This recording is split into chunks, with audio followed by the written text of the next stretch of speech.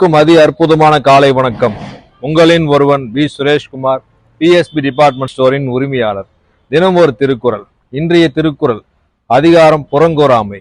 குறள்: அறங்கூறான் அல்ல செய்யணும் ஒருவன் புறங்கூறான் என்றால் இனிது. குறள் எண் 181. குறளின் விளக்கம்: ஒருவன் அறத்தை செய்யாம பாவத்தை செஞ்சாலும் ஒருவரை பற்றி புறங்கூறாமல் இருப்பதே நல்லது என்றார் வள்ளுவர். உதாரணத்துக்கு சொல்லணும்னா, நாம ஒருத்தரை பத்தி சபையில ஒன்னா இருப்போங்க. அவர் இல்லாத போது ஒருத்தரை பத்தி பேசுவாங்க. பேசும்போது நாம் அதை கேட்டுட்டு புறங்கூறாம இருப்பது நன்று. அப்படி நண்பர்கள் யாராவது புறங்கூறி இருந்தார்களா, நாம் அந்த இடத்தை விட்டு வெளியே வந்துடணும். ஏன்னா நம்மளை பத்தி ஒரு நன்மதிப்பு பெற்றிருப்பாங்க.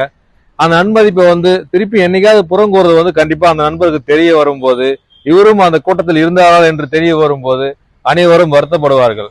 எக்காரணம் கொண்டும் ஒருவரை ஒருவர் இல்லாத போது பேசாமல் இருப்பதே நல்லது. எதா இருந்தாலும் நேரடியாக கண்ணுக்கு நேராக அது தவறோ நல்லதோ தெரிவிப்பது நல்லது. இக்குறள் மூலம் நாமும் புறங்கூறாமல் நல்லவராக வாழலாம்.